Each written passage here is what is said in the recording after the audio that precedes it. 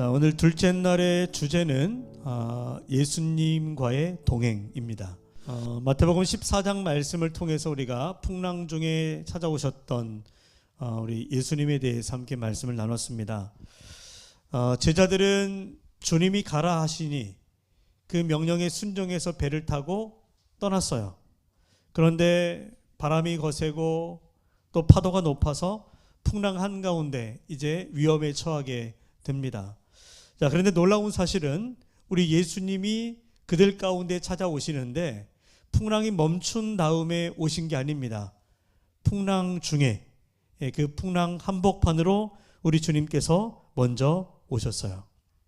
주님은 고난 가운데 있는 제자들을 외면하지 않으시고 그 거센 물결을 뚫고 그 거센 바람을 헤치고 그렇게 제자들에게 오신 거죠. 오실 때 어떻게 오십니까? 좋은 모터보트를 타고 오십니까? 어떻게 오셨어요? 저기 보이죠? 물 위를 걸어서 오셨습니다. 그러면서 예수님께서 제자들에게 놀란 제자들, 바람과 파도를 보고 놀랐던 제자들이 이제는 예수님을 보고 더 놀라요. 유령인 줄 알고. 그런 제자들을 예수님께서 안심시키면서 뭐라고 얘기하죠? 안심해라, 나다, 두려워하지 말아라. 여러분, 주님의 동행은 우리의 고난을 피해서 멀리서 그냥 지켜보는 그런 동행이 아닙니다. 그 고난의 한복판으로 들어오셔서 우리와 함께 하시는 동행, 우리와 함께 걷는 동행이죠. 그런데 여러분, 우리 인생에 불어오는 그 고난의 풍랑만큼이나 무서운 풍랑이 또 하나 있습니다. 우리 인생에 찾아오는 고난도 힘들고 어렵지만 또 하나의 큰 풍랑이 우리 가운데 있는데 그것은 바깥에서 몰아쳐오는 그 바람이 아니라 우리 내면에서, 우리 안에서 소용돌이치는 그런 근심과 절망과 낙심의 풍랑이죠. 외부에서 불어오는 고난의 바람도 거세고 힘들지만 우리 안에서 소용돌이치는, 우리 안에서 휘몰아치는 그 근심과 염려와 또 우리의 삶의 어떤 낙심과 절망들 걷잡을 수 없죠. 어떤 사람은 겉으로는 멀쩡해 보이는데 속이 새카맣게 타들어가는 사람도 있습니다. 겉으로 볼 때는 아무 걱정 없어 보이는데 그 안을 들여다보면 온갖 세상 근심 걱정들을 다 가지고 있는 분들이 있습니다. 모를 뿐이죠. 괜찮다는 말 뒤에 눈물이 있습니다. 사람은 멀쩡해 보이는데 마음은 이미 무너져서 어깨가 축 처지고 또 발걸음이 무거운 분들도 있습니다. 자, 오늘 우리가 읽은 누가복음 24장에 바로 그런 사람들이 등장해요. 지난 3년 동안 예루살렘은요, 예수라고 하는 한 사람 때문에 놀라운 일들이 계속해서 벌어졌었어요. 예루살렘에. 그리고 그 예수라고 하는 한 사람으로 인해서 수많은 사람들이 새로운 삶을 살게 되는 인생의 반전을 경험하는 일들이 많이 일어났습니다. 낙심 중에 있던 사람들이 예수님을 만남으로 새 힘을 얻게 되었고, 절망 가운데 있던 사람이 예수로 말미암아 다시 일어서게 되고요. 죽을 사람이 다시 살게 될 뿐만 아니라 실제로 죽은 사람도 살게 되는 역사가 일어났습니다. 얼마 전까지만 해도 예루살렘은 그런 곳이에요. 흥분되는 곳. 그곳에 있으면 뭔가 새로운 일들을 막 기대할 수 있는 그런 곳이 예루살렘이었습니다. 그곳에 누가 계시기 때문이었죠? 예수님이 계셨기 때문이죠. 자, 그런데 그 예수님이 십자가에 달려 죽으셨다는 거예요. 그 예수님의 그 갑작스러운 죽음은 모든 사람들에게 그동안 예수님 때문에, 그분 한 분 때문에 새 삶을 살고 새로운 희망과 어떤 설렘과 기대를 가지고 살았던 사람들이 예수의 갑작스러운 죽음과 함께 다시 낙심과 절망과 어둠 속에 빠지게 됩니다. 결국에 예수님이 십자가에 달려 죽으신 다음에 예수님을 따르던 수많은 사람들이 다 어떻게 하죠? 흩어져 버려요. 다. 예수가 있는 곳에 항상 사람들이 구름대처럼 몰려들었는데 그 사람들이 다 온데간데 없어집니다. 다 떠나버리는 거예요. 예수님이 계시지 않는 예루살렘은 더 이상 사람들에게 그 어떤 희망도 기쁨도 회복도 줄 수 없었기 때문이죠. 하나 둘씩 이제 예루살렘을 떠나기 시작합니다. 다. 자, 그 흩어지는 무리들 가운데 오늘 두 제자가 예루살렘을 떠나서 어디로 가고 있어요? 엠마오로 갑니다. 좀 아까 보여줬던 그림이 그 지금 보여주셔야 되는 그림인데, 예. 분위기가 아주 좀 어둡고, 예, 좀 칙칙하죠. 지금 두 제자의 마음이 저렇다는 거예요. 더 이상 기쁨도 없고 어떤 기대도 없는, 희망을 잃어버린 채 절망 중에 낙심 중에 이제 엠마오를 향해서 내려가고 있습니다. 그게 오늘 본문의 이야기죠. 그러니까 지금 엠마오로 가는 그 길은 그냥 단순히 이동하는 여행길이 아니라 실망의 길이고 실패의 길이고 낙심의 길이고 포기의 길인 거예요. 자, 여러분, 그런데 지금 이 엠마오로 가는 두 제자들, 이 제자들이 엠마오를 향해 내려가고 있는데 지금 이 시점에서 우리 예수님이 부활을 하셨을까요? 안 하셨을까요? 부활하셨죠. 엠마오로 내려가는 그 시간에는 이미 예수님께서 부활을 하신 후에요. 그런데 지금 이 엠마오로 가는 제자들이 그걸 알아요, 몰라요? 모릅니다. 예수님 부활하셨다는 소식을 못 들었어요. 아니, 들었는지는 몰라도 믿지 못하는 거죠. 못 들었을 수도 있고 들었지만 그런 일이 있을 수 있겠느냐 하면서 못 믿어서 그냥 낙심한 채 떠나는 거죠, 예루살렘을. 자, 그런데 놀라운 것은 부활하신 예수님께서 그들에게 나타나셨다는 것입니다. 그리고 부활하신 예수님이 그들에게 나타나셔서 낙심하여 또 부활의 소식을 믿지 못하는 이 제자들을 향해서 야, 이놈들아, 그렇게 믿지 못해서 너희들 어디다 쓰겠느냐 그러면서 비난하셨을까요? 비난하지 않습니다. 낙심한 채 길을 가는 제자들의 뒷모습을 그냥 멀리서 물끄러미 바라보고만 계신 것도 아니었어요. 주님은 어느새 그들 곁에 가까이 오십니다. 어느새 그들 가까이 오신 후에 그들 걸음 가운데 함께 동행하시면서 엠마오를 향해 같이 내려가고 계세요. 그들과 동행하시면서 그들의 이야기를 들어주시고 그들의 마음을 위로하시면서 그렇게 길 위에서 두 제자의 말벗이 되어주시고 길벗이 되어주십니다. 자, 그런데 여러분, 엠마오 길에서 동행하신 예수님은 그냥 시리에 빠진 채 길을 가는 제자들의 마음을 위로하는 것으로만 끝나지 않습니다. 끝까지 그들과 함께 하시죠. 결정적으로 이때 이후에 이제 살펴보겠지만 엠마오 마을의 한 집에 들어가서 함께 음식을 나누고 떡을 떼는 그 순간에 그들의 눈이 열리게 되고 예수님인 것을 알아보게 되죠. 결국 낙심한 채 엠마오로 가던 두 제자가 힘을 얻고 새 힘을 얻고 다시 그 즉시 일어나서 떠나왔던 예루살렘을 향해 다시 나아가게 됩니다. 그리고 그곳에 가서 자신들을 부르셨던 그 예수님이 주신 그 사명을 다시 붙잡고 사명을 위해 살아가는 사람이 된 줄로 믿습니다. 여러분, 이것이 바로 주님의 동행의 본질이라는 거예요. 우리 주님이 우리와 함께 하시는데 여러분들의 인생 가운데 주님 함께 하심을 믿으시죠?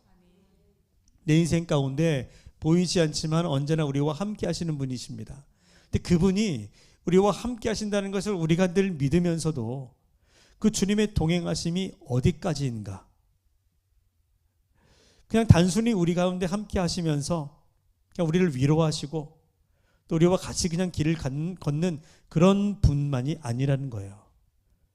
더 깊이 우리와 교제하시면서 그리고 다시 오늘 이 엠마오로 가는 두 제자를 다시 새 힘을 주시고 새롭게 변화시켜서 다시 일으켜 세우시고 다시 사명의 자리로 이끌어 가셨던 것처럼 오늘 예수님께서 우리들과 함께 동행하실 때 그 동행의 마지막 끝, 그 본질 목적은 우리를 다시 사명의 자리로 돌아가게 하시는 온전한 회복에 있는 줄로 믿습니다. 여러분, 오늘 새벽에 예수님이 풍랑 속 제자들을 찾아오셨어요. 그리고 오늘 이 밤에는 예수님이 낙심한 제자들을 찾아오십니다. 그러므로 오늘 둘째 날 메시지는 분명해요. 예수님의 동행. 그 예수님의 동행은 고난의 바다에서도 낙심의 길 위에서도 우리를 결코 포기하지 않으시는 동행입니다.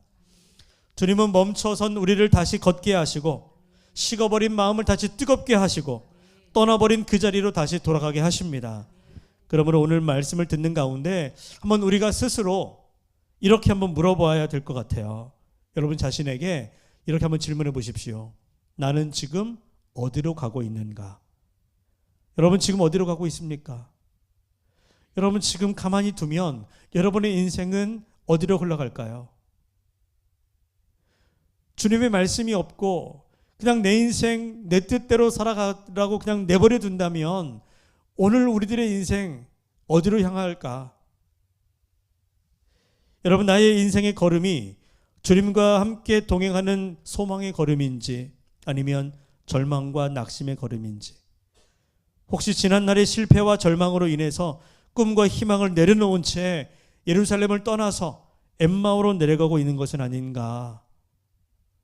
오늘 이 새해를 시작하면서 우리의 걸음이 지금 엠마오를 향해 가고 있는지, 다시 사명의 자리 예루살렘을 향해 가고 있는지 오늘 우리 말씀을 통해서 한번 점검해 보시고 온전한 회복이 여러분 가운데 일어나게 주의 이름으로 축복합니다. 자, 우리 이제 누가복음 24장 엠마오 길에서 동행하신 예수님을 다 같이 함께 보도록 하겠습니다.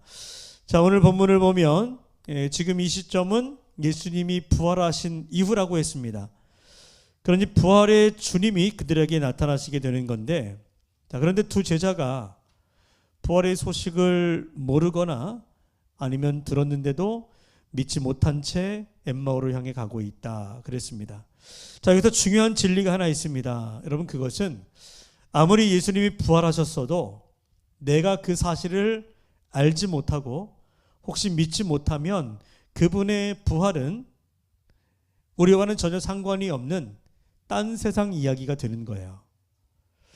아무리 예수님을 따랐고 예수님을 믿었고 예수님을 섬겼어도 그분의 부활을 믿지 못하면 그 신앙, 그 믿음도 결국 아무런 힘을 쓸 수가 없는 것입니다.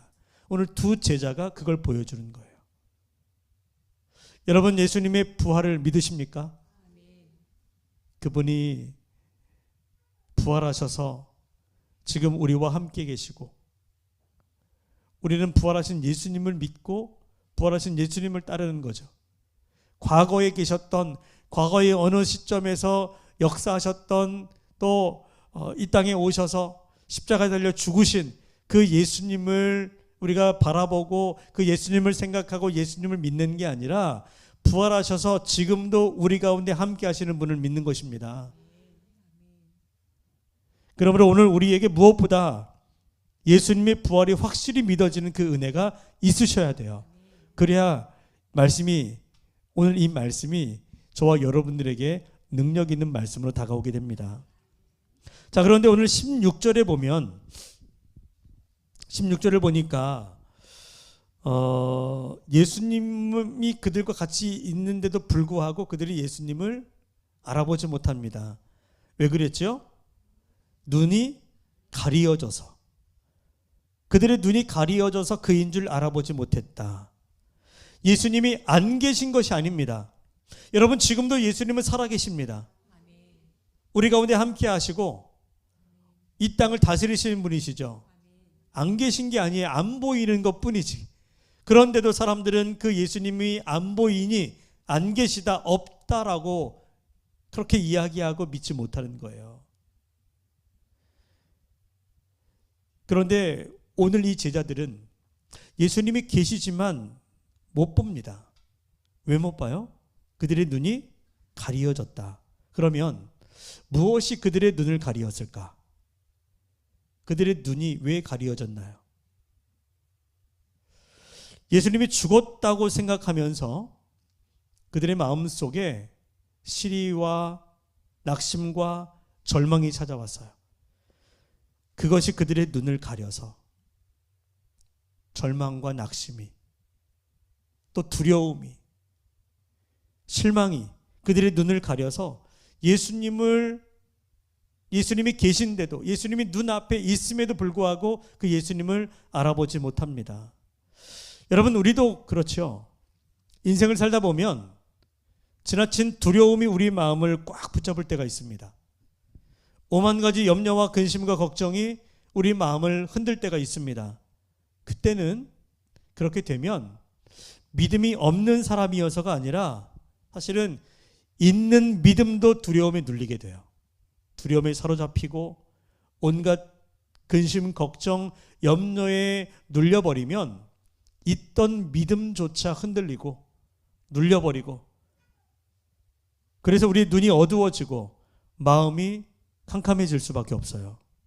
그렇게 되면 여러분, 우리도 이 제자들처럼 가리워진, 예수님이 계시지만 그분이 나와 함께 하셔도 느끼지 못하는 거예요. 지금도 여전히 살아서 우리와 함께 하시는데 그분이 나와 함께 하시는 것을 느끼지 못하고 깨닫지 못하고 그분과의 동행을 누리지 못하게 되는 겁니다. 그러니 내가 예수를 믿는다고 하면서도 때로 우리의 눈이 가리워지게 되면 늘 혼자 여전히 낙심하게 되고 혼자 절망하고 혼자 염려하고 혼자 근심하면서 살아갈 수밖에 없습니다. 한번 생각해 보십시오. 여러분, 염려가 찾아오고 근심이 찾아오고 온갖 걱정이 여러분의 마음을 짓누를 때 그때 예수님 어디 계시는지, 예수님이 여러분과 같이 계셨었나요? 예수님이 함께 하지만 내가 그분을 보지 못할 때가 많았다는 거죠. 자, 엠마오로 가던 두 제자의 걸음이 바로 그걸 보여줍니다. 그들이 지금 어디에서 어디로 가고 있는 겁니까? 예루살렘에서 엠마오로 가는 거예요. 내려가는 길입니다. 예루살렘은 예수님과 함께 있었던 곳이에요. 그곳에서 언제나 예수님의 말씀을 들었고 늘 그분이 행하는 놀라운 기적을 보았고 또 거기에서 우리 예수님으로부터 사명을 받고 부르심을 받고 사명을 받았던 자리입니다.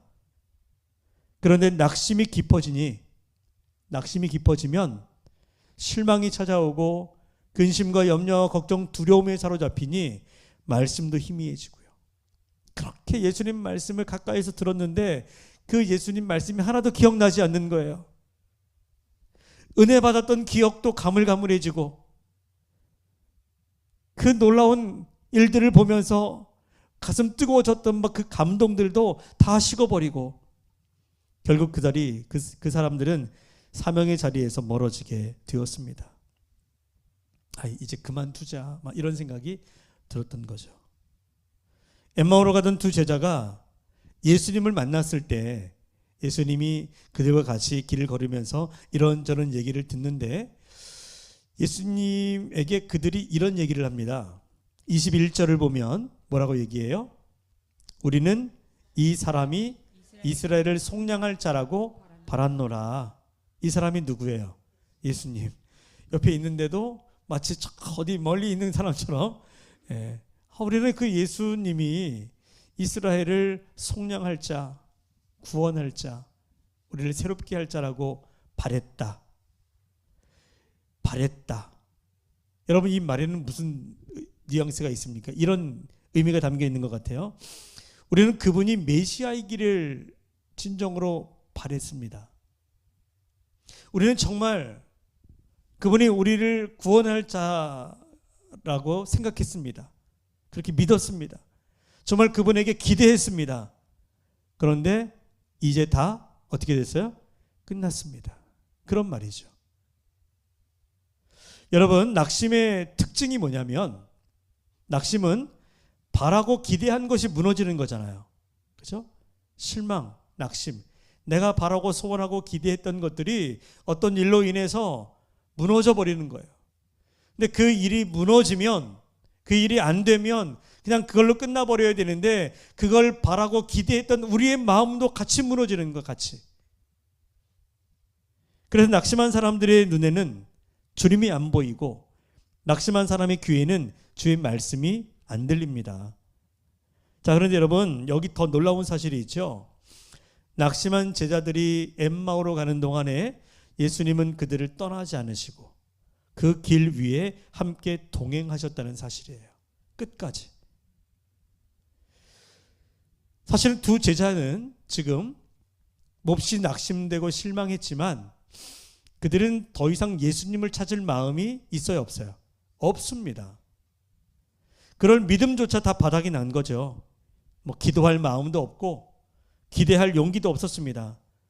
그저 실망한 채 고개를 숙이고 터벅터벅 엠마오를 향해 내려가고 있는 거예요. 그런데 놀랍게도 바로 그때 주님이 그 길 위에 그들과 함께 걸어주셨다는 거예요. 비록 그들의 마음이 그들이 예수님께 돌아오지 못해도 실망한 채 예수님을 떠났어도 함께 있으면서도 철저하게 눈이 가리워져서 예수님인지 알아보지도 못하는데 자기 주님인 줄도 알아보지 못하는 그런 사람들에게 주님이 찾아오셨고 그 길 위에 그들과 동행하셨다는 거예요. 정말 놀라운 일 아닙니까? 여러분, 오늘 성경이 말하는 예수님의 동행은 늘 그렇습니다.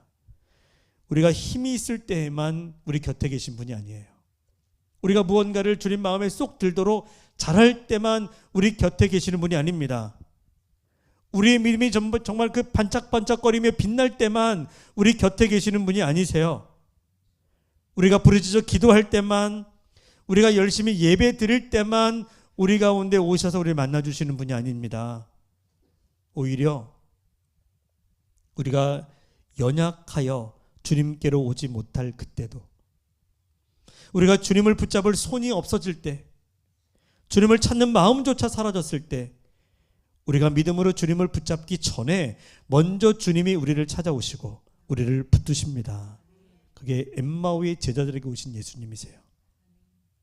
두 제자가 예수님을 알아보지 못해도 실망한 채 예수님은 그들을 떠나지 않습니다. 두 제자가 실망하여 낙심하여도 주님은 그들을 포기하지 않으세요. 여러분, 이와 같이 주님은 내가 약해진 그 자리까지 찾아오시는 분이세요. 오늘 우리의 모습이 어떻습니까? 우리 주님은 늘 그렇게 우리를 부르세요. 있는 모습 그대로, 실패하면 실패한 대로, 낙심했으면 낙심한 채로, 연약하면 연약한 채로, 쓰러지면 쓰러진 채로 그렇게 주님 앞에 나아오기를 원하십니다. 내가 서지 못하는 그 길에도, 내 마음이 무너진 그 자리에도 주님이 친히 찾아오십니다. 여러분, 그게 은혜 아닌가요? 그런 의미에서 우리는 늘 주님의 은혜 가운데 살고 있어요. 주님의 은혜는 내가 주님을 붙잡는 능력이 아니라 주님이 나를 붙잡아 주는 능력입니다. 그게 은혜인 거예요. 그 은혜가 우리로 다시 걷게 하시고, 우리로 다시 보게 하시고, 뜨겁게 하시고, 다시 사명의 자리에 서게 하실 줄로 믿습니다. 자, 주님은 말씀과 사랑으로 눈을 열어주시고 다시 그들의 마음을 뜨겁게 하시는데, 여러분, 두 제자들이 어느 순간에 갑자기 예수님이다 라고 깨닫고 예수님을 알아봅니까? 사실 그들이 어느 순간에 그냥 갑자기 눈이 뜨여져서 그동안 가리워졌던 것이 벗겨지고 그래서 예수님을 한순간에 알아본 게 아닙니다. 갑자기 마음이 확 뜨거워진 게 아니에요. 누가 하신 거예요? 그 식어진 마음을 누가 뜨겁게 했습니까? 그 가리워진 눈을 누가 보게 했습니까? 예수님이죠. 예수님이 동행하시면서 계속해서 그들에게 말씀하시고 위로하시고 돌보시고 또 집에 들어가 먹이시고 사랑으로 품어주셨을 때 그제서야 그들의 눈이 열리고 다시 마음이 회복됩니다. 여러분, 돌아보면 우리 신앙을 한번 돌아보십시오. 우리가 예수를 믿기로 작정하고 신앙생활을 시작한 이래로 여러분, 지금까지 늘 그 변함없이 한결같은 그 믿음을 유지한 채 지금까지 오셨습니까? 어때요? 그러면 정말 칭찬해 드리고 싶어요. 정말 그 변함없는 첫사랑, 그 뜨거움을 지금까지 유지한 채 그렇게 신앙생활 해 오셨습니까? 왜 대답이 없어요? 얼마나 요동쳤는지 몰라요. 롤러코스터가 따로 없듯이 위아래로 심하게 그렇게 왔다 갔다. 올라가는 날도 있었겠지만 올라가면 뭐 합니까? 내려가는 날이 더 많은데. 그런데 오늘 어떻게 그렇게 요동치는 왔다 갔다 하는 종잡을 수 없는 우리의 연약한 믿음 그런 신앙인데도 불구하고 어떻게 해서 여기까지 지금까지 이렇게 주님 곁에 남아있을 수 있는 건가요? 어떻게? 그 비결이 뭡니까? 여러분 참 대단하신데요. 자, 우리 옆에 계신 분들에게 참 대단하십니다. 시작. 참 대단하십니다. 쑥스럽죠? 네. 알고 보면 뭐 내가 잘해서가 아닌 거죠. 지금까지 우리 신앙의 회복은 늘 넘어질 때마다, 쓰러질 때마다, 늘 시험 들 때마다, 늘 부족할 때마다 대부분 어느 날 갑자기 내가 이러면 안 되지. 정신 차려야지. 그렇게 해서 회복이 됩니까? 그런 적은 없어요. 주님이 나를 붙드셔서, 주님이 내 마음을 다시 만져주셔서, 주님이 내 눈을 열어주셔서 회복이 시작되었고 결국 주님이 나를 이끌어 주셨기 때문에 우린 주님께로 다시 돌아오게 된 줄로 믿습니다. 여러분 25절을 보면 예수님이 제자들의 말을 가만히 듣고 계시다가 이제 제자들과 같이 동행을 하시면서 입을 열어서 이렇게 이제 말씀을 하시는데 어떻게 보면 이 말이 책망의 말처럼 들려요. 뭐라고 말합니까? 자, 우리 한번 읽어볼까요? 시작. 이르시되 미련하고 선지자들이 말한 모든 것을 마음에 더디 믿는 자들이여. 이 미련하고 또 선지자들이 말한 모든 것을 마음에 더디 믿는 자들이여 라고 예수님이 두 제자에게 말했는데 이 말을 가만히 곱씹어 보면 이게 칭찬하는 말입니까? 칭찬은 아닌 것 같아요. 그죠? 그러면 어찌 보면 좀 책망이 섞인 것 같은 그런 비난의 말처럼 들립니다. 그러나 여러분 칭찬은 아니지만 그러나 책망이나 비난은 더더욱 아니에요. 에이 못난 놈들아 이렇게 들리지만 사실 예수님은 그런 의도로 말씀하는 게 아닙니다. 그럼 왜 이렇게 말씀하신 걸까요? 그것은 그들을 때리려고 말씀하신 게 아니라 깨우치게 하시기 위해서, 깨닫게 하시기 위해서 그들에게 깨우기 위해서 말씀하신 거예요. 때리기 위해서가 아니라 깨우기 위해서, 세우기 위해서죠. 여러분 사람은요 때로 같은 사건을 보고 같은 일을 경험해도 마음의 낙심이 크고 마음이 크게 무너지면 그 해석이 꼬여요. 전혀 그 의도가 아닌데도 불구하고 내 마음이 뒤틀려 있으면 그걸 바라보는 내 마음이 뒤틀려 있으면 해석이 달라집니다. 예를 들면 남편이 평소보다 말이 없고 퇴근을 했는데 평소보다 말이 없고 그냥 들어오자마자 본체만체하고 자기 안방으로 쑥 들어가 버리는 거예요. 자, 그러면 사실은 이제 직장에서 너무 피곤하고 힘들어서 좀 쉬고 싶어서 들어간 건데 사실은 그건데 그 남편을 바라보는 아내의 마음이 좀 뒤틀려 있고 마음이 좀 무너져 있고 꼬여 있으면 어떻게 생각할까요? 왜 나를 무시해? 나에게 마음이 떠났나? 아니면 좀 심하면 혹시 다른 여자 생겼나? 뭐 이런 생각까지도 하게 되는 거죠. 단순히 그냥 피곤해서 쉬고 싶은 건데 내 그를 바라보는 내 마음이 꼬여 있으면 내 마음이 무너져 있고 내 마음이 불편하면 이상한 생각을 오해를 하게 되는 거죠. 자녀가 학교에서 돌아왔습니다. 인사도 안 하고 자기 방으로 훅 들어가 버렸어요. 그걸 바라볼 때 부모의 마음이 어떨까? 사실은 사춘기라서 사실은 친구랑 싸워서 그냥 들어간 것 뿐인데 이 부모의 마음이 좀 꼬여 있고 불편하고 뭔가 이렇게 마음이 무너져 있고 약해져 있으면 왜 지금 나한테 반항하는 거야? 저 녀석마저 나를 무시하네? 이렇게 이제 자녀에 대해서 좋은 마음이 생길 수가 없는 거죠. 자, 친구에게 전화를 했는데 안 받아요. 문자를 했는데 연락이 없어. 사실은 지금 일이 너무 바빠가지고 문자를 볼 겨를도 없고 진동으로 해놔서 전화를 받지 못한 것뿐인데 내 마음이 닫혀 있고 내 마음이 꼬여 있으면 어떻게 됩니까? 나를 싫어하나? 나를 피하는 거야? 이런 오해가 생기는 거죠.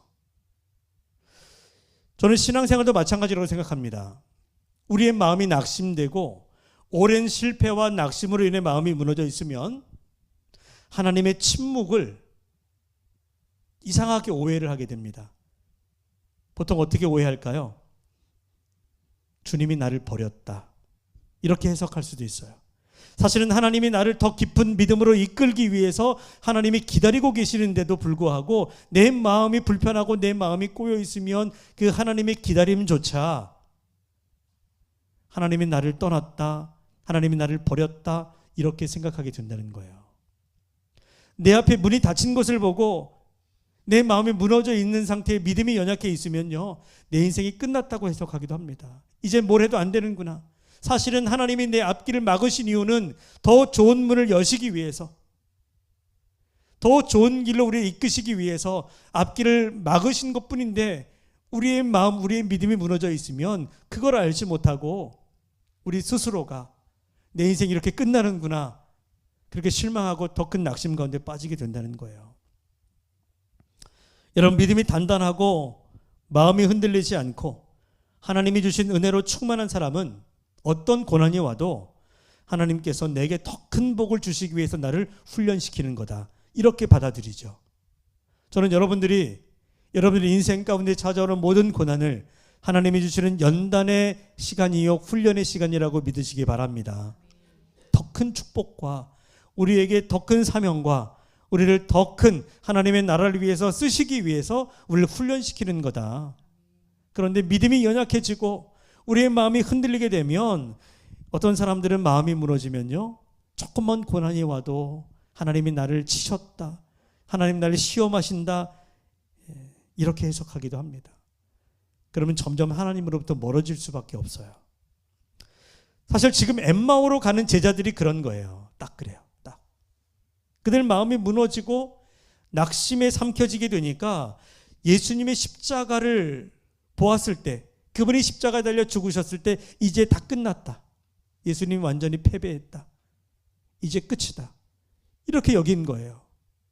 사실은 그 십자가에 담겨있는 진실한 그 진정한 의미가 무엇입니까? 하나님이 이 세상을 이처럼 사랑하셔서 그 독생자를 아낌없이 내어주신 하나님의 사랑이 십자가 아닙니까?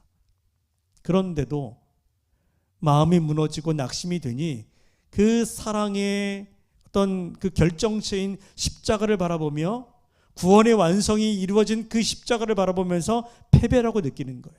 이젠 끝났다고 여기는 거죠.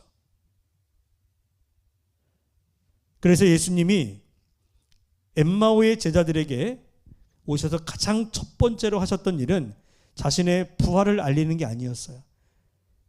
나 이렇게 부활했어 하고 예수님 자신을 보여주지 않습니다. 아니, 보여줘도요, 사실은 낙심에 있는 제자들의 눈이 가려졌기 때문에 보여줘도 믿지 못했을 거예요. 그렇죠? 아니, 부활의 예수님이 계신데도 그걸 몰라보니 내가 부활했어 얘들아 라고 자신을 밝혀도 헛소리 하지 말라고 아마 그 두 제자는 예수님을 나무라고 막 혼냈을지도 몰라요. 마음이 무너지니까 아무리 부활을 이야기해도 믿지 못할 겁니다. 그래서 예수님은 먼저 상황을 바꾸는 것이 아니라 그들의 마음을 바꾸시고 그들의 해석을 바꾸는 일을 하십니다. 여러분, 우리가 살아가는 세상도 마찬가지예요. 여러분, 환경도. 우리는 하나님에게, 주님에게 기도할 때 우리의 환경을 바꾸시고 우리의 삶을 좀 변화시키시고 이것저것 좀 바꾸어 주십시오, 우린 그렇게 기도하지만 우리의 마음이 변화되지 않으면요, 우리의 믿음이 새로워지지 않으면 아무리 환경이 바뀌어도 다시 원상태가 되는 거예요.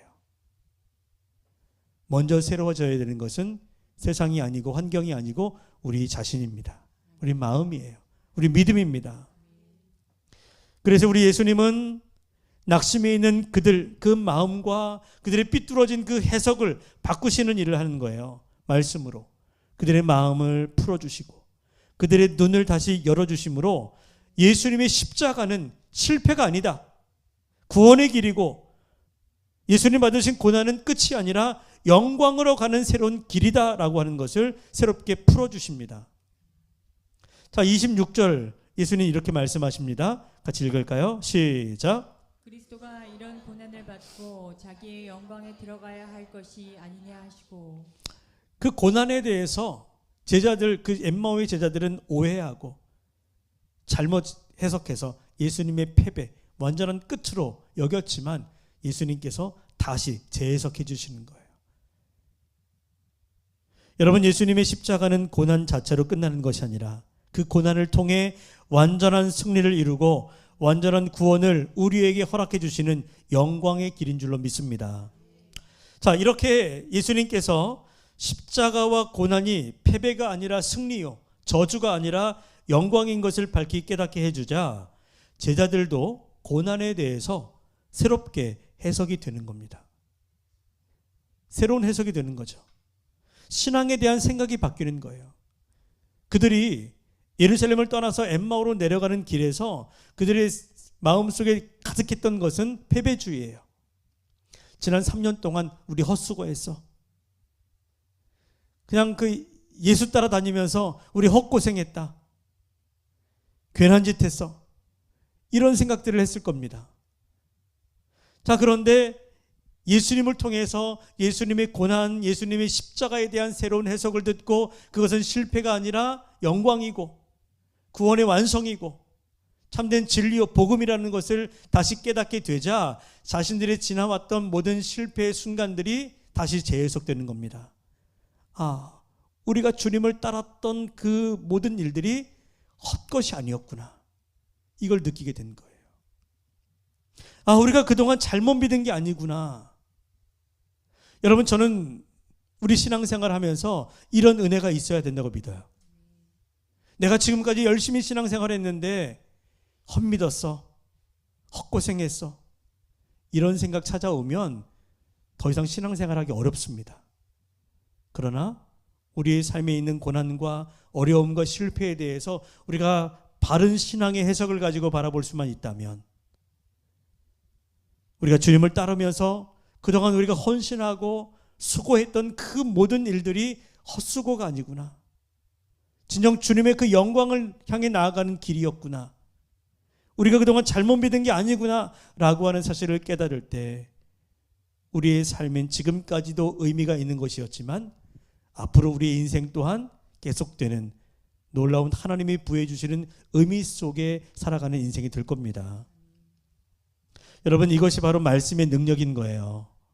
그들이 예수님 말씀을 들었기 때문에 그들의 생각이 바뀌는 거죠. 말씀을 들어야 됩니다. 우리 상황이 바뀌어서 회복되는 게 아니에요. 우리를 힘들게 하는 고난이 사라져서 다시 힘을 얻는 게 아닙니다. 여러분의 현실의 문제가 해결되어야 다시 웃을 수 있는 것이 아닙니다. 말씀이 내 인생을 새롭게 해석해 줄 때 우리의 무너진 마음들이 살아나게 됩니다. 주님의 은혜가 나를 덮을 때 고난 중에도 다시 일어설 수 있고 부활의 소망을 품을 때 여전히 문제가 우리 앞에 놓여 있을지라도 우리는 애써 웃으면서 다시 일어설 수 있게 되는 거예요. 저는 그래서 이 신년 축복성회를 통해서 함께 말씀을 나누는 이유가 여기 있습니다. 새해를 시작하면서 저도 솔직히 고민 많이 했어요. 왜냐하면 불과 한 달 전에 우리가 이제 늦은비 새벽 기도회 기도학교를 통해서 3주 동안 저녁 기도회를 했습니다. 정말 열심히 모여서 기도하고 말씀 듣고 그렇게 함께 연말을 보냈는데 물론 해가 바뀌었지만 1년 전이지만 근데 횟수로는 날수로는 뭐 한 달 전이에요. 그래서 불과 한 달 만에 또다시 신년 축복 성회를 하니까 성도들의 마음의 기대감이나 감동이 예전처럼 크지 않을 것 같다 이런 생각이 들어서 죄송하지만 이거 하지 말아야 될까? 해야 될까? 막 이런 생각도 했습니다. 주변의 목사님들도 얼마 전에 또 했는데 뭘 또 해? 뭐 이런 얘기들도 하셨어요. 그러나 여러분 뭐 비유가 될지 모르겠지만 우리가 한번 밥 실컷 배 터지게 먹었다고 해서 몇 날 며칠 굶고 삽니까? 또다시 돌아서면 배고픈 것처럼 영의 양식 또한 우리는 매일 먹어도 모자라요. 매일 먹어도 그렇게 늘 주님과 함께 동행하며 살면서도 불구하고 우리는 늘 실패하고 넘어지지 않습니까? 먹어야 살아요. 먹어야 합니다. 말씀도 마찬가지예요. 저는 할 수만 있다면 우리가 1년 360을 매일 집회하고, 그렇다고 매일 한다는 거 아닙니다. 매일 기도해야 하고 뭐 예배 드리고 말씀 읽고 성경 읽고 함께 그렇게 신앙생활을 하면 좋겠다는 생각이 들어요. 왜냐하면 세상은, 우리가 살아가고 있는 세상이 너무나 날로 어두워지고 악하기 때문에 정신 차리지 않으면 쉽게 우리의 마음 빼앗길 수밖에 없어요. 그래서 아무튼 우리가 이 연초에 말씀으로 우리의 시선과 우리의 마음과 우리의 생각, 우리 믿음을 점검하는 시간을 갖는 거 너무나 필요한 시간이고, 또 이렇게 할 수 있는 것이 하나님 우리에게 주신 은혜인 줄로 믿습니다. 자, 여러분 보십시오. 엠마오로 가던 제자들이 길에서 예수님 말씀을 들었어요. 그들이 말씀을 듣자 마음이 바뀌기 시작합니다. 십자가에 대해, 고난에 대해서 해석이 바뀌기 시작해요.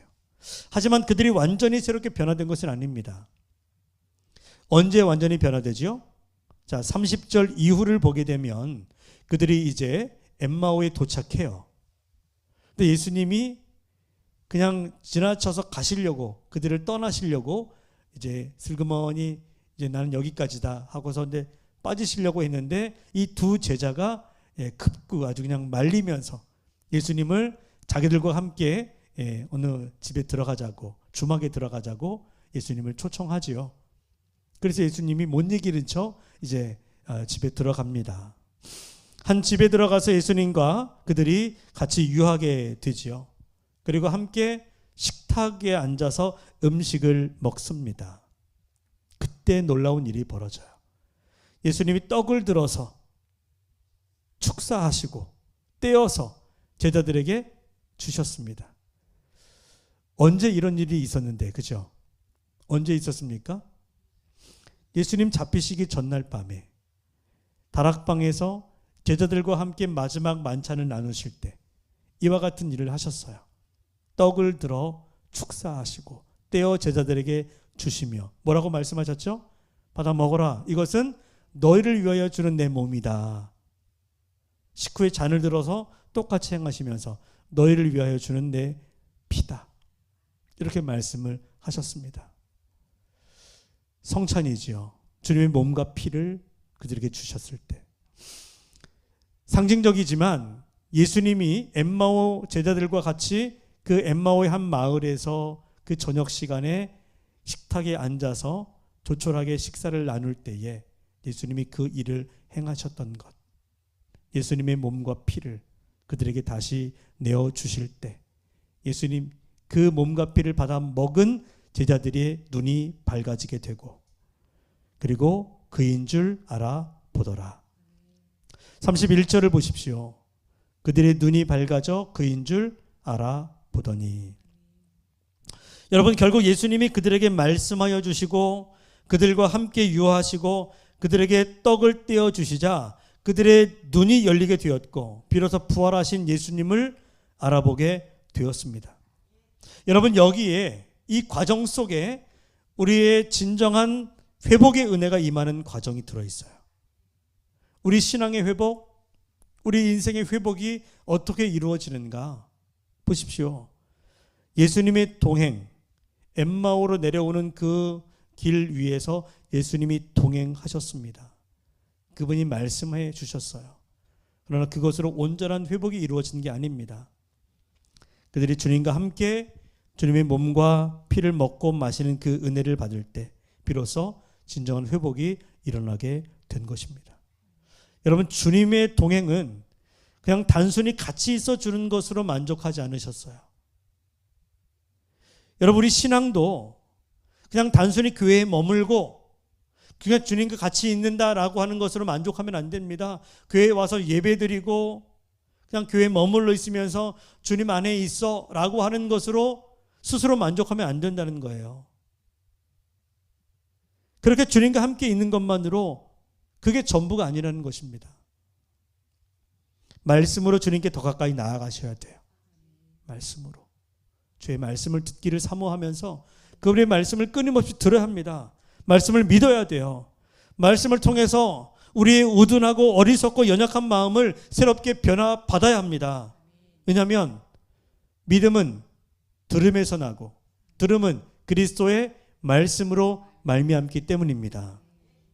그리고 여러분, 한 번 말씀 듣고 은혜 받는 것으로 만족하는 게 아니라 우리는 계속해서 그 예수님과 함께 유하면서 그저 한 집에 동거하는 것처럼 그분과 함께 떨어지지 않고 그분이 주시는 은혜를 날마다 받아 먹으면서 살아야 비로소 우리 영이 회복되는 것입니다. 그럴 때 우리는 주님 안에서 다시 회복되어 온전히 주님이 원하시는 그 삶으로 다시 나아가게 될 것입니다. 여러분, 오늘 이 시간에도 예수님은 바로 여기 우리 한복판에 와 계시는 줄로 믿습니다. 보이지 않지만 그렇다고 여러분들의 눈이 가려져 있는 건 아니에요. 지금은 예수님은 육신으로 오시지 않고 어떻게 오신다고요? 영으로, 성령으로 오늘 우리 가운데 이미 오셨어요. 여러분, 예수님을 만난 사람들은 열이면 열 다 바뀌었어요. 정말 예수님 만난 사람들은 성경을 보면 그 누구라도 다 변해요.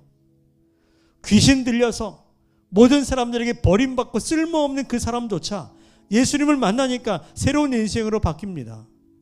예수님 만나서 안 바뀐 사람이 없어요. 새롭게 되지 않은 사람이 없습니다. 그분의 동행은 그만큼 강력해요. 오늘 우리 가운데 예수님 함께 하신다면 우리가 정말 그 예수님을 만나고 예수님과 함께 동행하는 사람이라면 우리의 삶 또한 변화받아야 합니다. 변화돼야 돼요. 자, 어떻게 변화돼야 합니까? 우리 마지막 33절을 볼까요? 자, 33절 시작.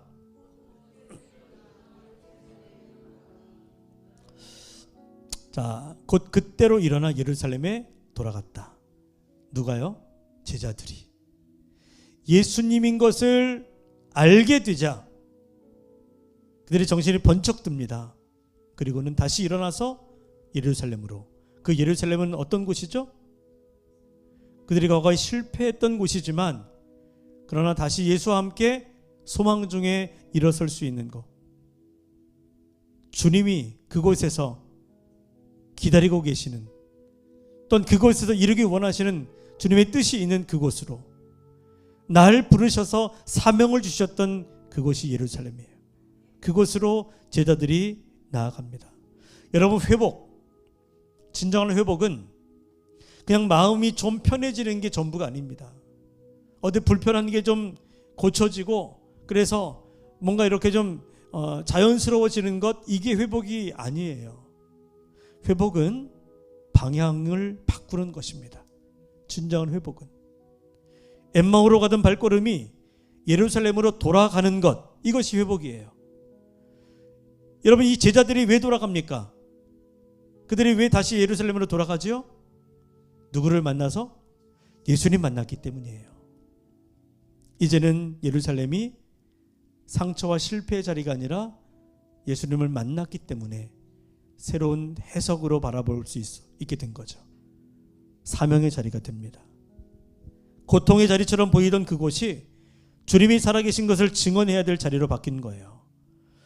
그러니 여러분, 우리도 돌아가야 합니다. 이전에 그 뜨거웠던 신앙으로 다시 회복돼야 합니다. 다시 주와 함께 기쁨으로 신앙생활하며 교회를 섬기고 주를 위해서 살았던 그 시간으로, 그때로, 그 열정으로, 그 신앙의 전성기대로 다시 돌아가야 돼요. 여러분의 예루살렘은 어디입니까? 여러분들이 돌아가야 할 그 예루살렘은 어딘가요? 떠나고 싶었던 자리, 피하고 싶었던 자리, 포기하고 싶었던 자리일 수 있습니다. 그러나 부활하신 주님을 만난 사람은 그 고통의 자리로 혼자 돌아가는 게 아니에요. 누구와 함께 갑니까? 부활하신 주님과 함께. 그러면 아무리 고통의 자리를 할지라도 거기서 반드시 주와 함께 우리도 다시 살아나는, 다시 회복되는 그 은혜를 누리게 될 것입니다. 여러분, 주님이 나와 함께 부활하실 것을 믿는다면, 주님이 내 인생의 모든 것을 다시 새롭게 하실 것을 믿는다면, 우린 담대하게 때로는 죽음의 자리로, 고난의 자리로, 아픔의 자리로, 낙심의 자리, 실패의 자리로, 내 인생의 가장 쓴 자리로 다시 주와 함께 걸어갈 수 있어야 합니다. 그럴 준비되어 있습니까? 이제 이 한 해 동안 우리가 다시 떠나왔던 그 자리로 다시 돌아가 우리 주님과 함께 다시 시작할 수 있었으면 좋겠어요. 오늘 이 신년 축복 성회를 통해 여러분들에게 그런 회복이 일어나길 바랍니다. 마음이 다시 뜨거워지고 믿음이 다시 살아나고 잃었던 사명을 다시 붙잡는 놀라운 은혜가 저와 여러분 가운데 임하게 되기를 주님의 이름으로 간절히 축원합니다.